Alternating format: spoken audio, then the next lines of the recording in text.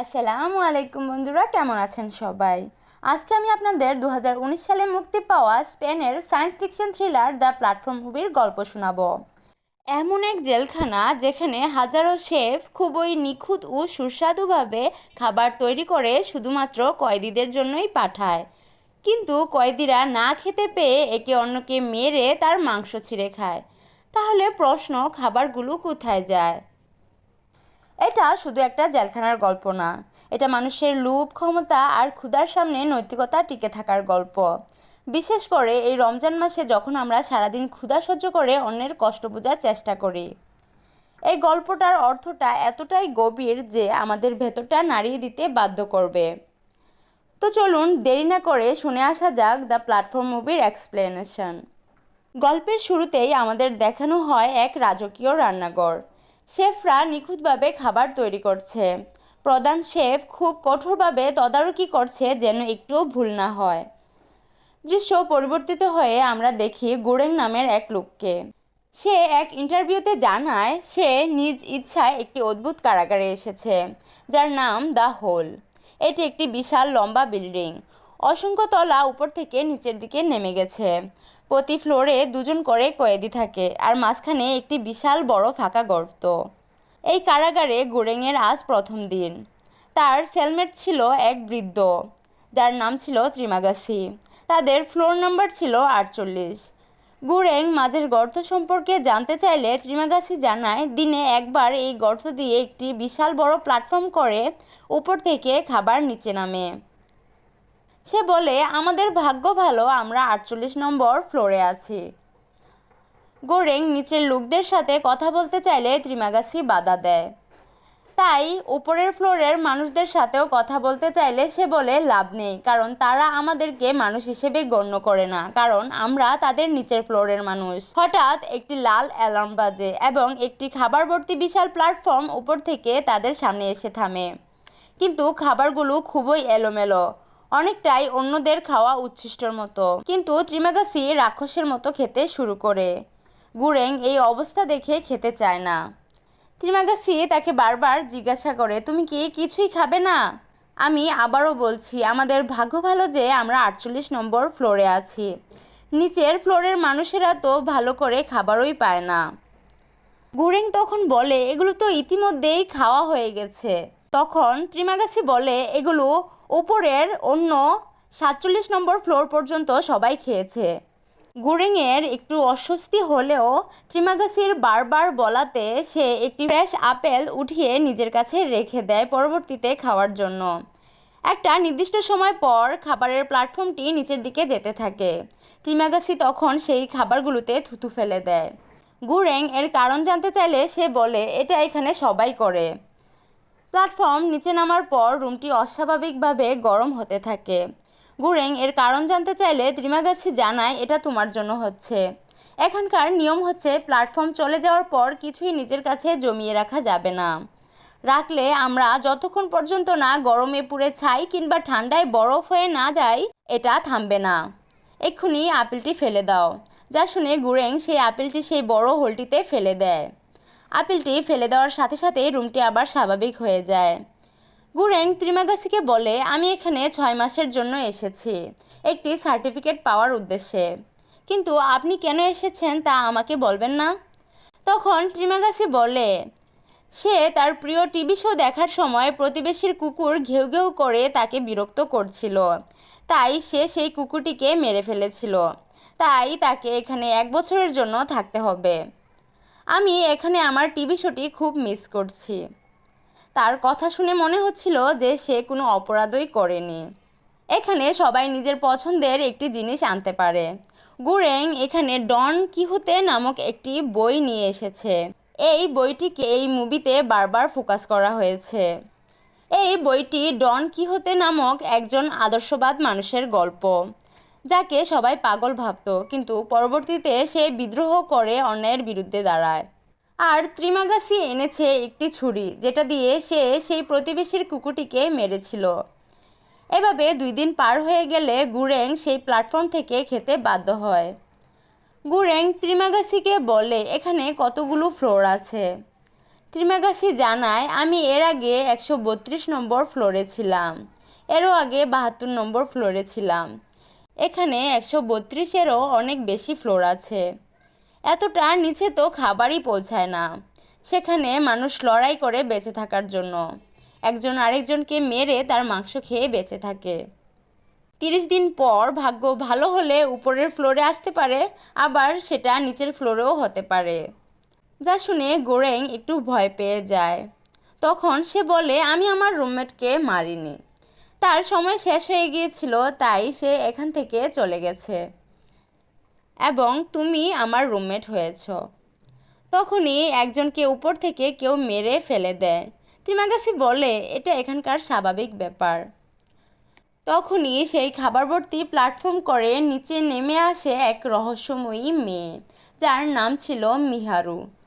ত্রিমাগাসি স্বাভাবিকভাবেই খেতে থাকে, কিন্তু গোরেং সেই মেয়েটিকে দেখে তাকে সাহায্য করতে চায়, কিন্তু মিহারু কিছুই বলে না, সেখানে চুপচাপ বসেছিল।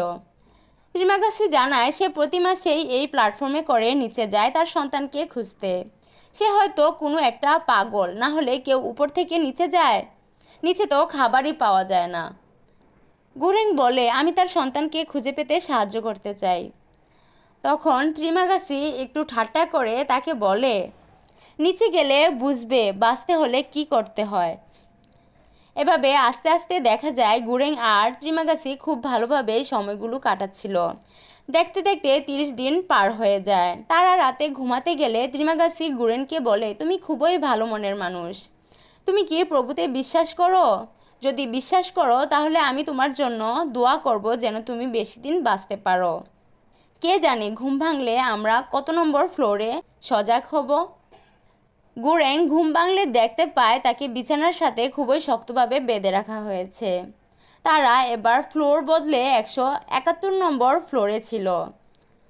আসলে এখানের সিস্টেমটাই এরকম, আজকে তুমি উপরের লেভেলে আছো, কালকে তা নাও থাকতে পারো। সেখানে খাবারই পৌঁছায় না।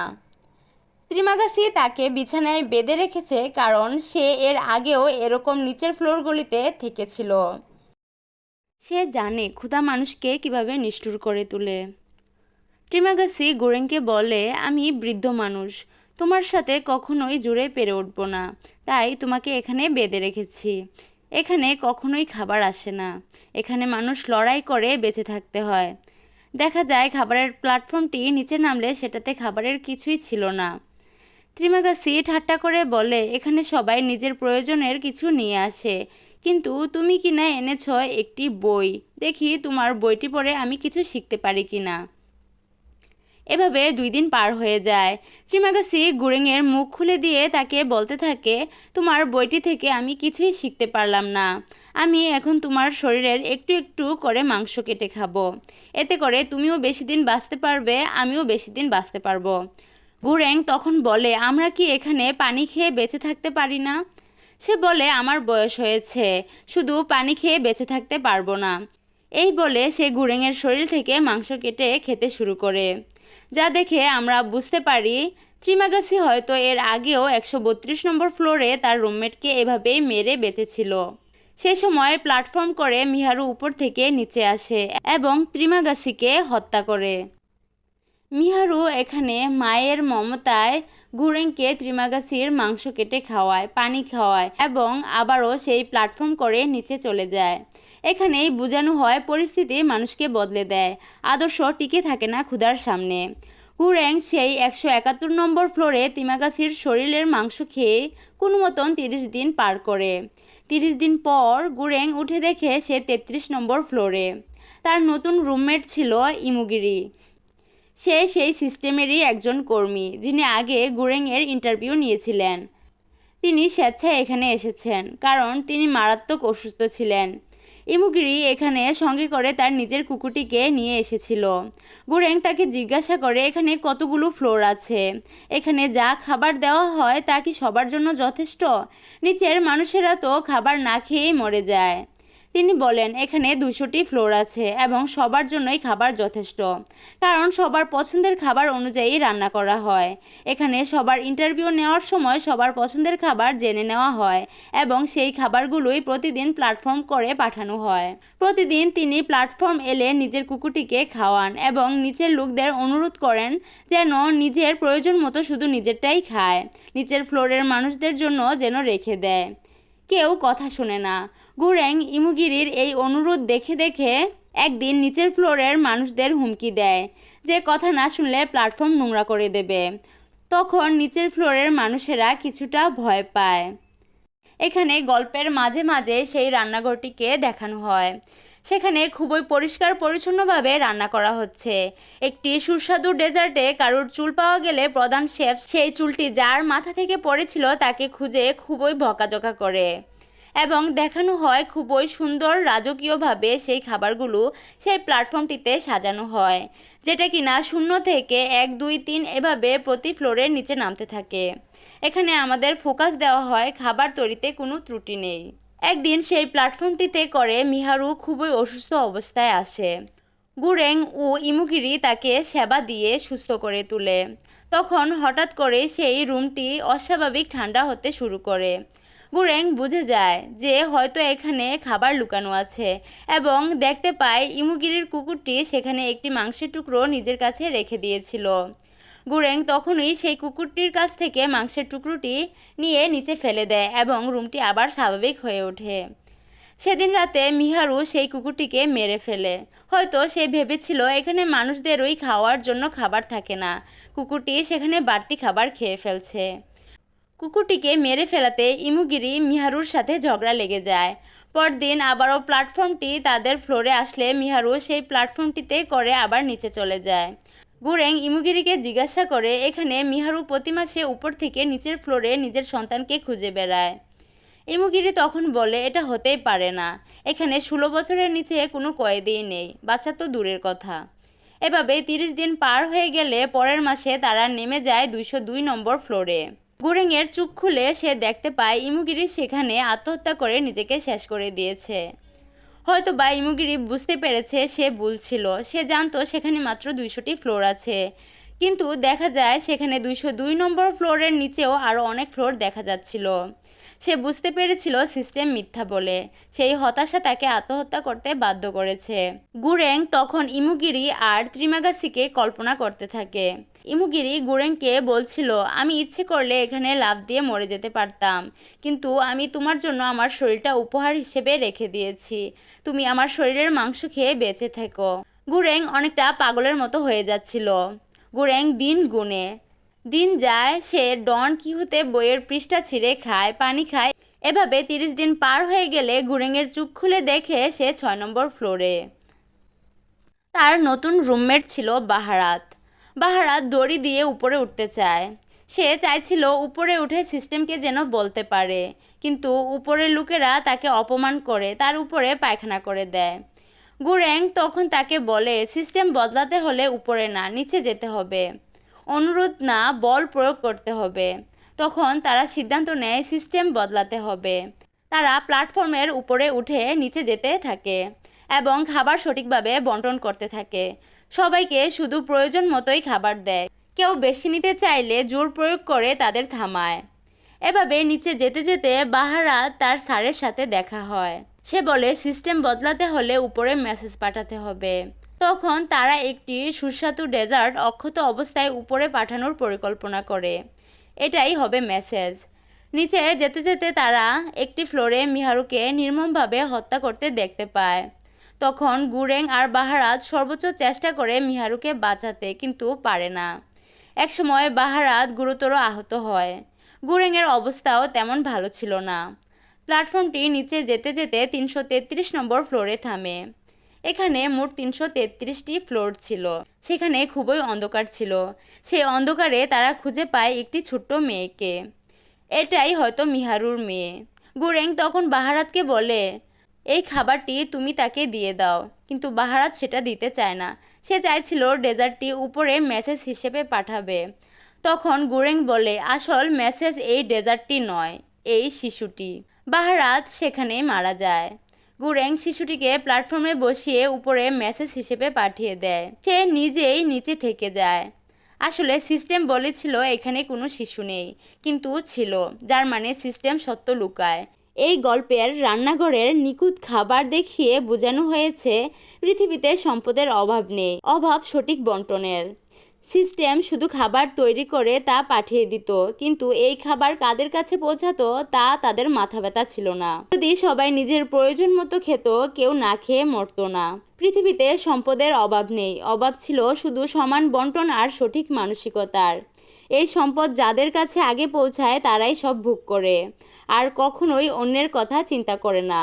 যেমনটা এই গল্পে ত্রিমাগাছি শুধু নিজের কথাই ভাবত, নিচের ফ্লোরের মানুষদের কথা কখনোই ভাবত না। রমজান মাস আমাদের ঠিক এই শিক্ষাটাই দেয়। আমরা সারাদিন রোজা রেখে ক্ষুধার কষ্ট অনুভব করি, যাতে গরিব মানুষের কষ্টটা বুঝতে পারি। ইসলামে জাকাত গরিবদের প্রতি দয়া নয়, বরং ধনীদের সম্পদের ভেতরে গরিবদের নির্ধারিত হক। যদি পৃথিবীর প্রতিটি ধনী মানুষ সঠিকভাবে তাদের জাকাত আদায় করত, আর সেই জাকাত সঠিকভাবে গরিবদের মাঝে বন্টন করা হতো, তাহলে হয়তো পৃথিবীতে এত বৈষম্য, এত অভাব, এত ক্ষুধা আমরা কখনোই দেখতাম না। এই মুভিটা আমাদের সমাজেরই একটি বাস্তব প্রতিচ্ছবি, যেটাতে ছিল মায়ের ভালোবাসা, যা কিনা মিহারুকে সবসময় উপরে না বরং নিচে নিয়ে যেত। সিস্টেমের রহস্য ভরা মিথ্যা, মানুষের লোভ, নিষ্ঠুরতা আর আদর্শবান ব্যক্তির বিদ্রোহ। এটা সবশেষে একটা স্পষ্ট মেসেজ দিয়ে যায়। সমাজে যদি এভাবে উঁচু নিচুর ভেদাভেদ চলতে থাকে, তাহলে আমাদের ভবিষ্যৎ প্রজন্ম ঠিক সেই বাচ্চাটির মতোই অন্ধকারে পড়ে থাকবে। এ সমাজ বদলাতে হলে আগে নিজেকে বদলাতে হবে। তো বন্ধুরা, এটাই ছিল আজকের মুভির গল্প। ভালো লাগলে ভিডিওটি লাইক করবেন, কমেন্ট করে আপনার মতামত জানাবেন। আর আমার চ্যানেলটি যেহেতু নতুন, তাই সবাইকে অনুরোধ রইল সাবস্ক্রাইব করে আমার পাশে থাকবেন। আজকের মতো এখানেই বিদায় নিচ্ছি। ইনশাল্লাহ দেখা হবে আবার অন্য কোনো ভিডিওতে।